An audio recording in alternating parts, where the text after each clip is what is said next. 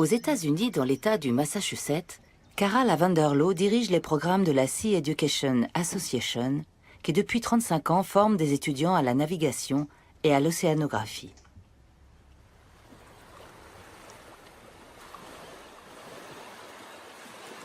Leurs 2 bateaux sillonnent l'Atlantique et le Pacifique à longueur d'année.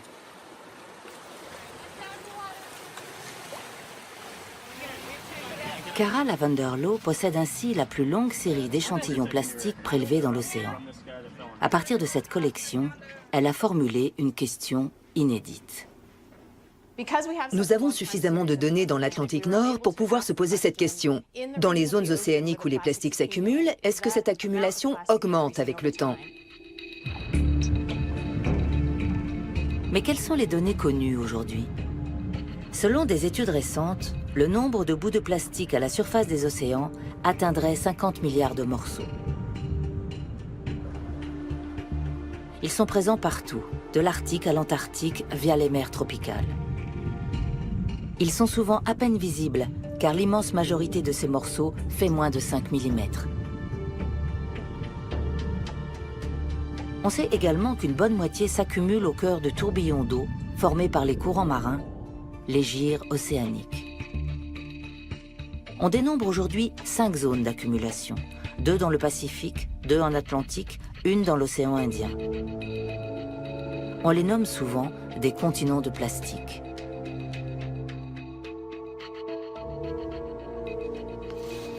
Jusqu'alors, on pensait logiquement que la quantité de plastique avait augmenté à travers le temps dans ces zones d'accumulation. Mais en se plongeant dans sa collection unique au monde, Cara en a tiré une autre conclusion. Le plus étonnant était d'observer que la quantité de plastique concentrée dans le gyre subtropical était constante. Elle n'avait pas augmenté aussi fortement que nous l'imaginions. Nous ne pensons pas que cela soit dû à un meilleur recyclage du plastique ou des progrès faits pour éviter qu'il se retrouve dans les océans. On constate en fait qu'après quelques années à flotter, il disparaît progressivement de la surface de l'eau. Intriguée, Cara Lavanderlo a dès lors essayé de déterminer la masse des plastiques à la surface des océans. Son étude, la plus complète à ce jour, en trouve jusqu'à 236 000 tonnes.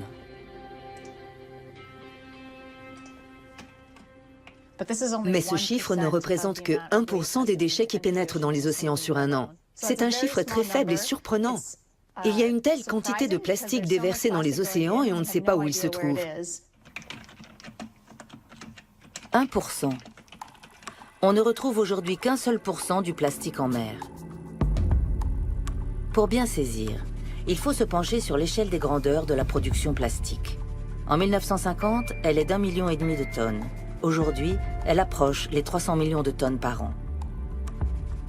La quantité de plastique flottant à la surface des océans, estimée par Cara Lavanderlo, n'est en rien comparable à ce que l'on devrait trouver. Le risque, c'est que les gens se disent « Oh, très bien, il a disparu, donc où est le problème ?» Alors qu'à nos yeux, c'est un phénomène très inquiétant. Si on ne sait pas où il est, alors on ne sait pas ce qu'il fait, ni s'il a des impacts sur l'environnement qu'on n'aurait même pas imaginé. Savoir où le plastique se trouve est devenu un enjeu primordial pour comprendre ses effets et son rôle dans l'écosystème.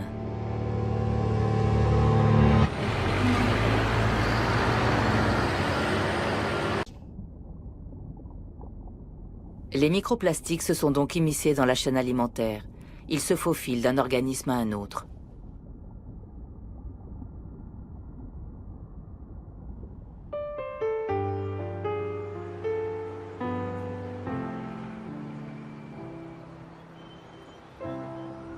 Au-delà du constat, quelles sont les conséquences lorsqu'un organisme ingère un bout de plastique?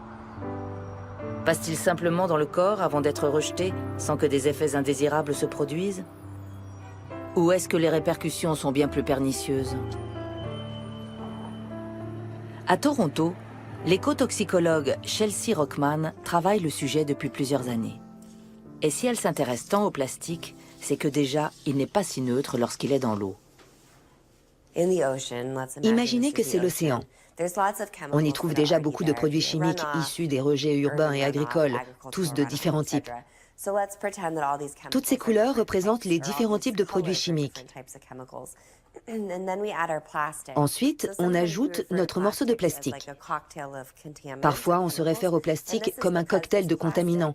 C'est parce que sa fabrication nécessite divers produits chimiques. Une fois dans l'eau, il agit alors comme un aimant pour tous les autres produits chimiques qui gravitent autour de lui. Vous voyez, là, il est dans l'eau et il ramasse et accumule tous ces produits chimiques à sa surface. Et donc, lorsqu'on a fini avec ce plastique, il est comme un nouveau cocktail de produits chimiques. Et si un animal l'ingère, ces produits chimiques vont alors être transférés à cet animal.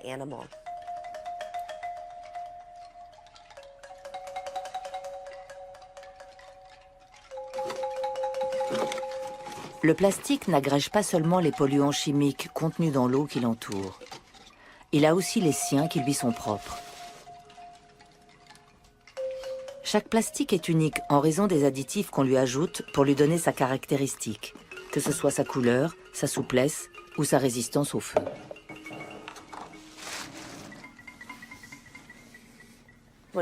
Nos différents prélèvements effectués dans les océans nous ont permis de constater que le composant chimique le plus souvent retrouvé dans les animaux aquatiques est le retardateur de flamme. Et ce retardateur est un des composants du plastique. Donc, certains plastiques sont, par nature, plus dangereux lorsqu'ils pénètrent dans l'eau, et en particulier pour la faune marine.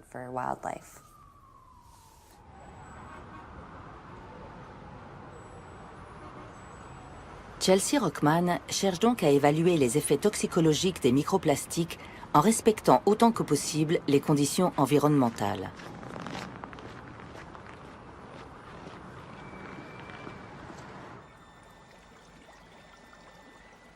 Elle simule ainsi les concentrations de microplastiques que l'on trouve dans les zones d'accumulation à la surface des océans. Elle immerge dans l'eau de mer des billes de plastique pour qu'elles se chargent des polluants environnants, puis les inclut dans le régime alimentaire d'un groupe de poissons.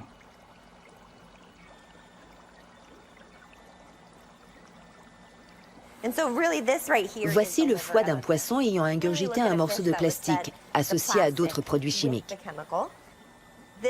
Il y a là un cercle qui fait un quart de la taille de son foie qui confirme la présence d'une tumeur, une adémone hépatocellulaire.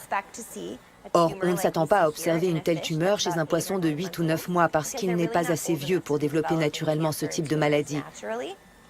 Donc, nous pensons que cette tumeur pourrait être causée par l'association des plastiques et des produits chimiques. D'une manière générale, les scientifiques ne sont pas tous d'accord sur l'impact du plastique pour les organismes. Pour les uns, il est central, pour d'autres, il est marginal. Mais tous partagent une même conclusion, l'alerte devient sérieuse.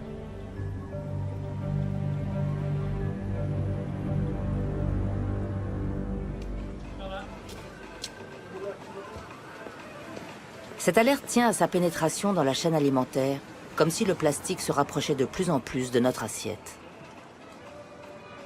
Pour mieux appréhender la situation, Chelsea a poussé la porte de nombreuses poissonneries.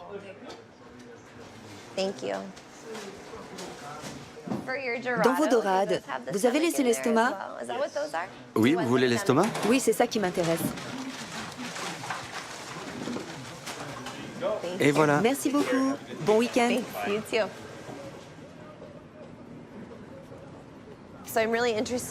J'essaie de comprendre s'il y a un lien entre les composants chimiques du plastique et les produits de la mer que nous mangeons.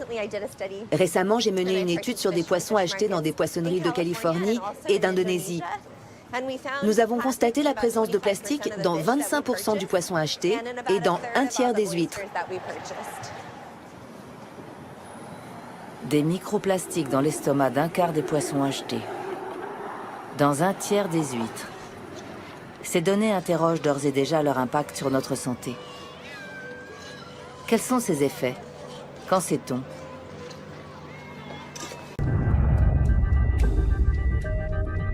Si les bactéries peuvent absorber le plastique, elles n'expliquent pourtant qu'une infime partie de cette disparition.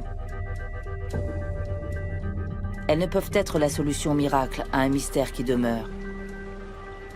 La nature a beau essayer de s'adapter, elle ne peut suivre notre consommation effrénée. Et surtout, notre incapacité à gérer les déchets qui en découlent. Depuis quelques années, la communauté scientifique essaye de comprendre ce qui se passe une fois qu'il est en mer. Questionne son devenir, mais aussi ses effets. Identifie les microplastiques comme une source de préoccupation et se demande déjà si les nanoplastiques d'une taille inférieure ne seraient pas encore pires. Mais aujourd'hui, on en est encore à mesurer des temps et des taux de dégradation de ces plastiques dans les océans.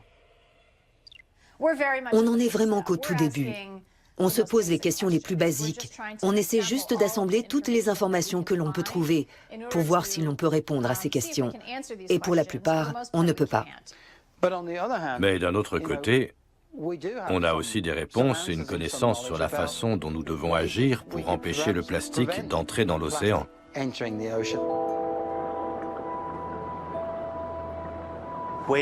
Pour empêcher qu'il y ait du plastique dans les océans, il faut arrêter d'en déverser. Il faut arrêter sa progression au niveau des côtes, des rivières, des décharges. En fait, ça dépend beaucoup de nous. La question n'est pas de ne plus utiliser le plastique, c'est de l'utiliser de façon beaucoup plus intelligente. Selon moi, il faut repenser la façon dont nous produisons, utilisons et nous nous séparons des plastiques. Il y a cette prise de conscience grandissante qu'il n'y a pas d'ailleurs sur la planète. Nous vivons en vase clos. Il est temps d'en prendre conscience avant que le message de cette œuvre d'art, croisée au hasard d'un aéroport, ne change de lui-même. Elle ne sera plus là pour apaiser le voyageur stressé, mais pour lui rappeler ce que sont devenus nos océans.